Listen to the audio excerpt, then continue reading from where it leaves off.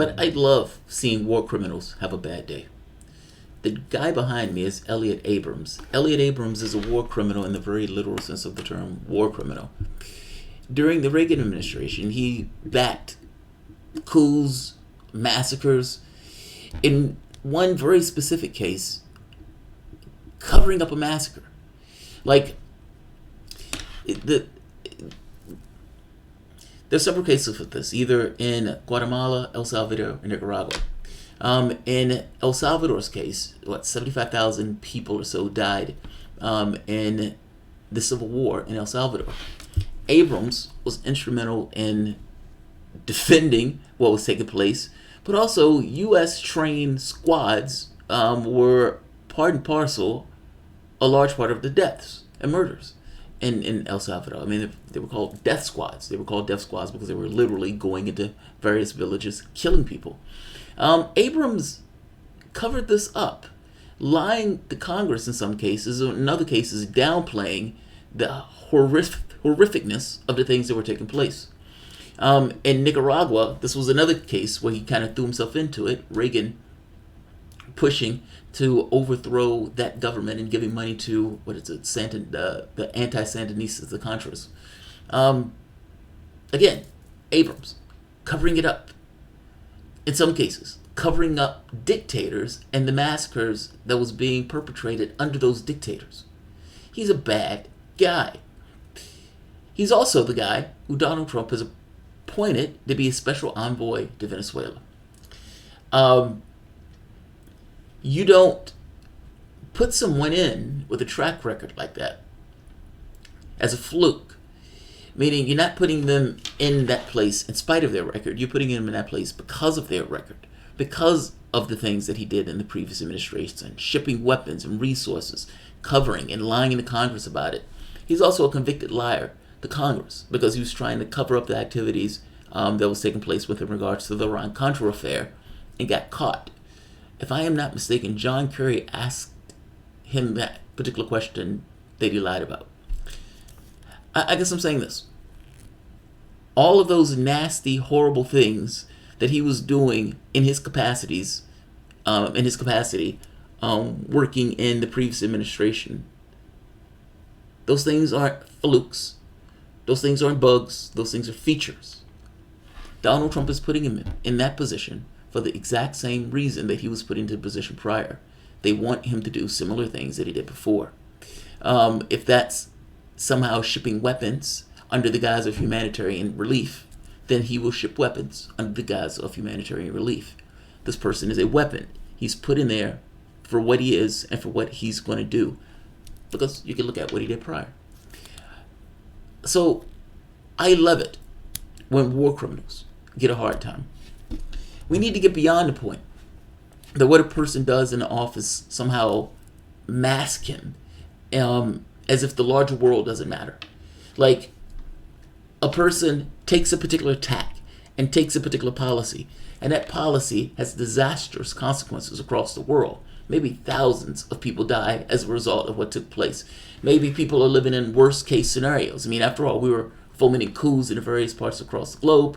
The Americans didn't care, but I guarantee you that the people who were living under those dictators and who were being broken and ripped apart cared. They cared. It adversely affected them.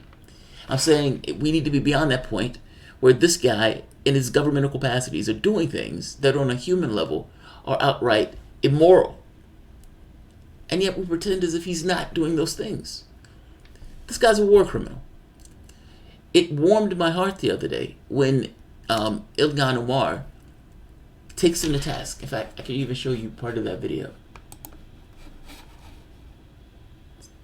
Yeah, here we are. Come on.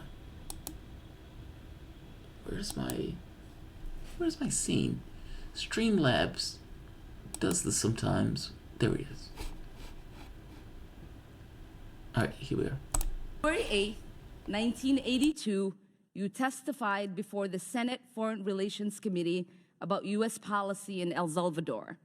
In that hearing, you dismissed as communist propaganda report about the massacre of El Mozote, in which more than 800 civilians, including children as young as 2 years old, were brutally murdered by US-trained troops.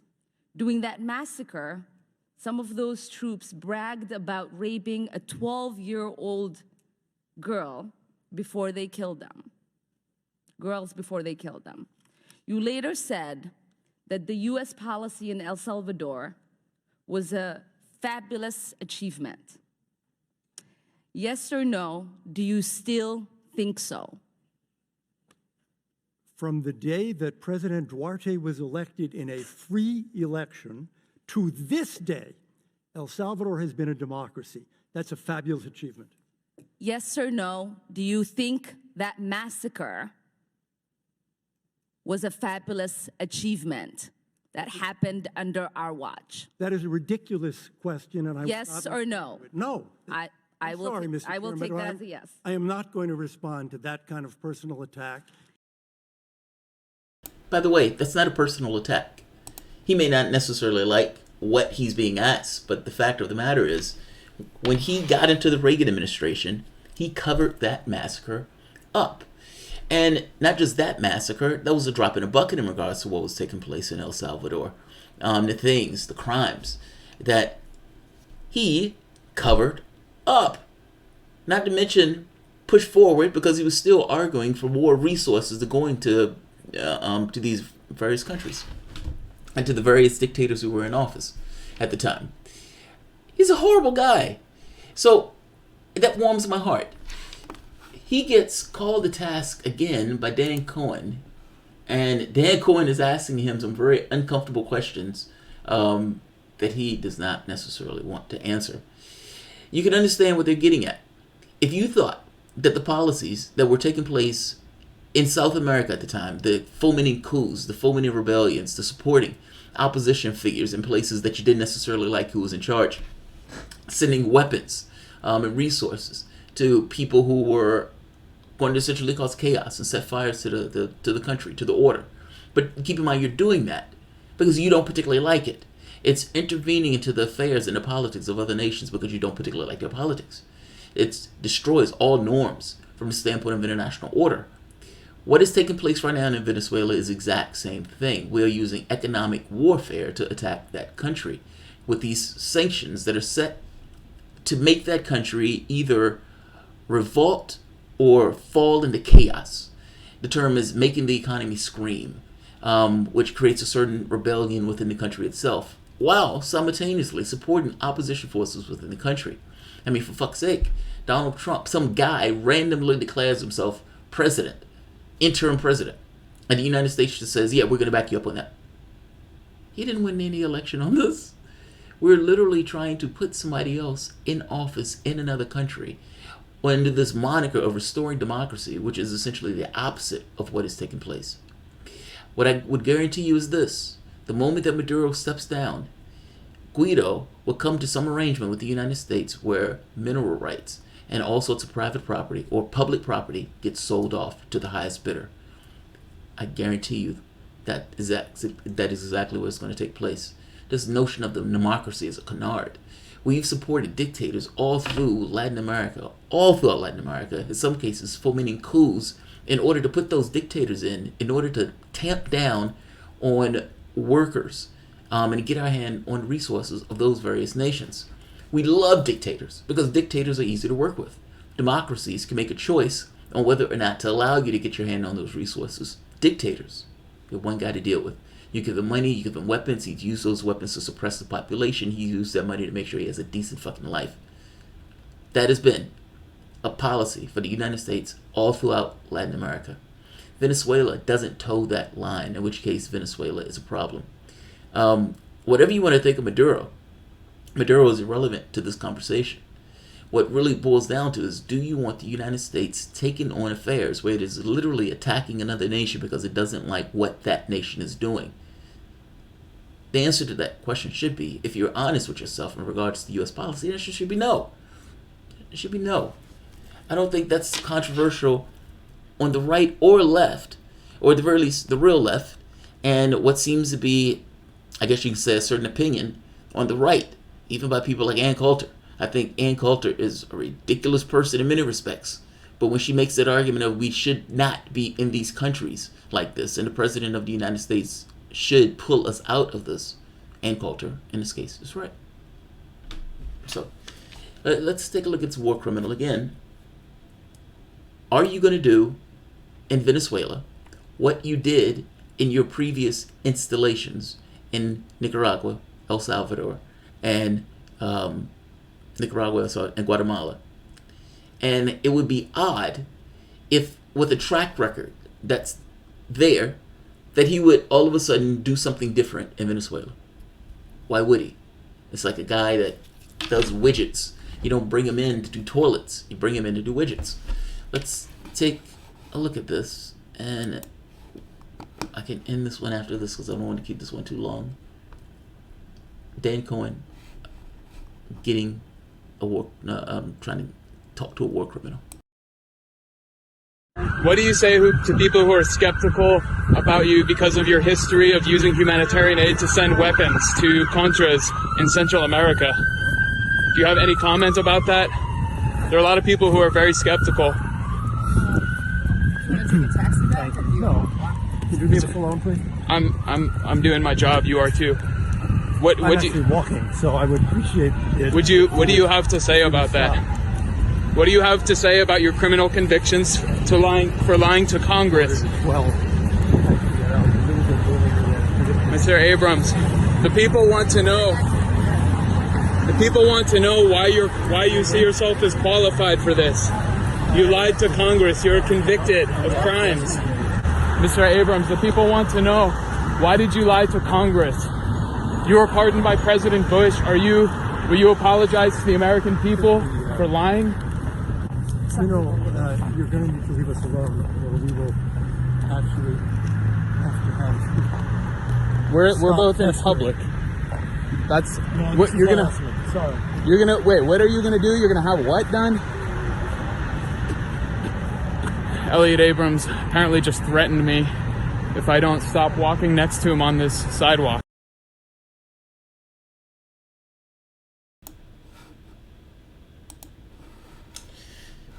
So, two thoughts. The CIA used to justify its actions by saying, we're the good guys. We're the good guys because we're the good guys.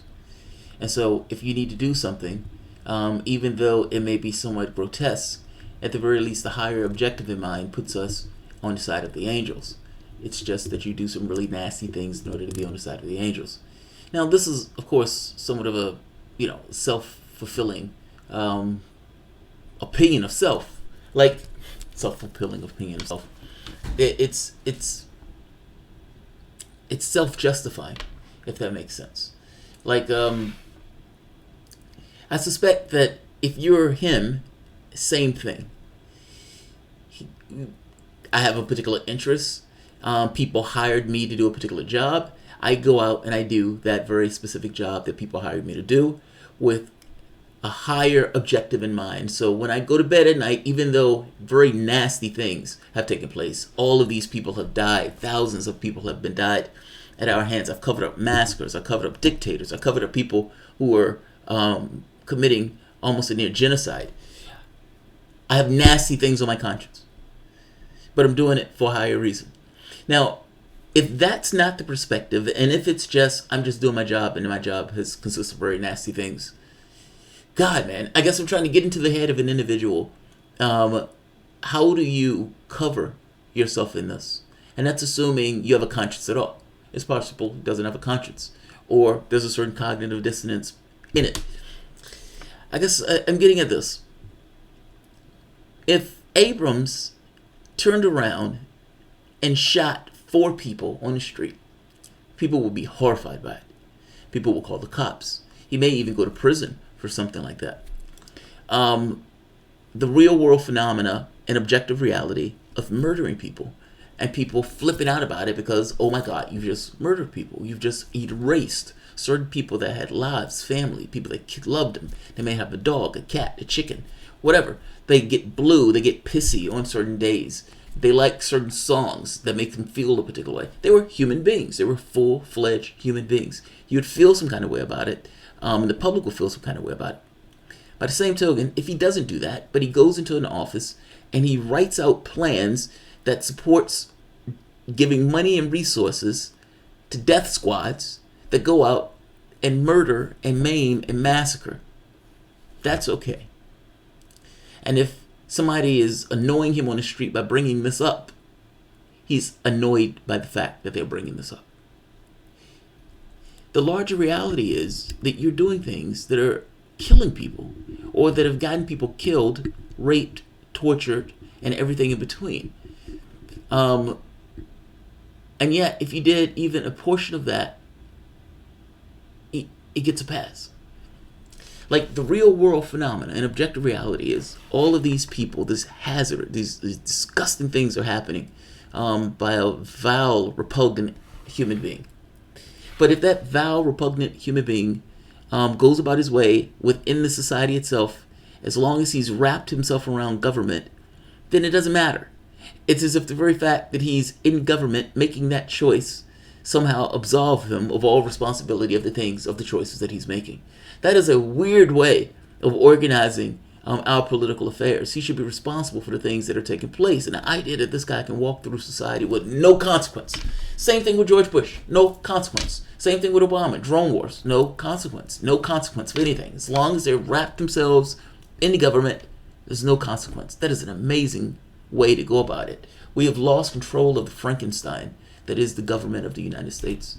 And Congress has, for the most part, absolved all responsibility for controlling the presidency in this way. You have this imperial presidency that does these things, and little trolls like Abrams, that as long as he's doing work on behalf of that government, he's okay. I find it to be this kind of weird, it's so bizarre. It's so bizarre. Gardner, we need more people like Omar. The polar opposite of this confrontation was Anna Kasparian interview of Madeleine Albright. People like Abrams and Albright should be ashamed out of public good. Yes. There should be consequences for that bad behavior. This idea that you're in government should absolve you from the consequences of those things that are taking place in larger objective reality is nonsense. It's nonsense. It's entirely nonsense. All right.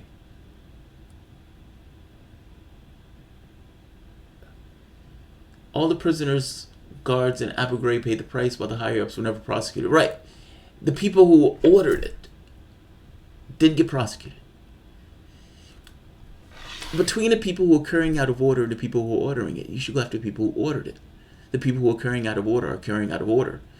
That carrying out of order is not an excuse in and of itself, just based on Nuremberg, but to some degree, it becomes an excuse in and of itself.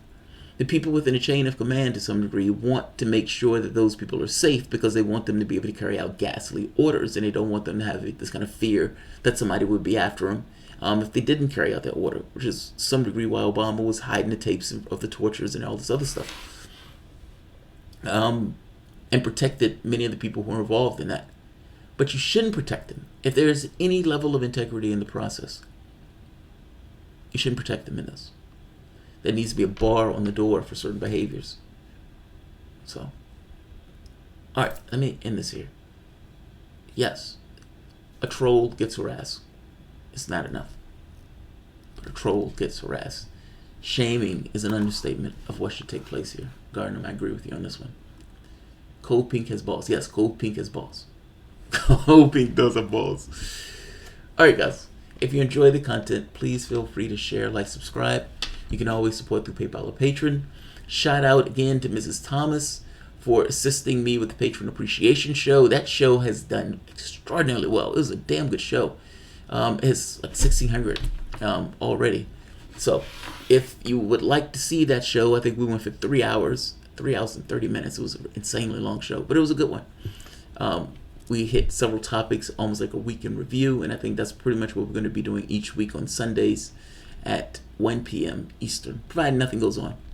She enjoys it, I enjoy it, so let's keep this boat a-rocking. All right, thanks all. I may see you later tonight. Honestly, I just want to play some chess, and usually I don't do shows on the weekends. What I may do is just play chess and just do analysis of the game. I've resolved to this. My wife is trying to learn a foreign language again. I'm trying to get my skills back in chess. I've pushed my rating up to 300 points more than what it was at low, so that's some level of progress. But still nowhere near. Still like 400 or 500 points less than what it typically was. I have these games of moment of truth. So when you go into ICC, there's no way to know if you're going to win or lose that game. My goal is to be as good as I could be, and to have a documentation of that progress. Now that comes with risks, because you don't want to get your ass kicked. And, it's like, I don't like to lose. I damn sure don't want to lose in front of my audience. So those games are very important to me that I win. So I really want to win those games. I don't know what else I can put on top of that as a penalty for losing, to make it more interesting. But nevertheless, I am going to do it as a documentation for myself. But people are more free to join in if they want to see it. If not, I totally understand. It's like, dude, this is boring. I don't want to see it. Fair enough. But I'm going to do a game and analysis. In fact, I definitely think I'm going to do that. I need to see if my skills are intact. I don't want to look horrible. I want to at least be able to do a fitting game. 1 to 3 games with analysis of the best 1, and maybe analysis of the best 2, depending on how good the games are. So I will see you guys.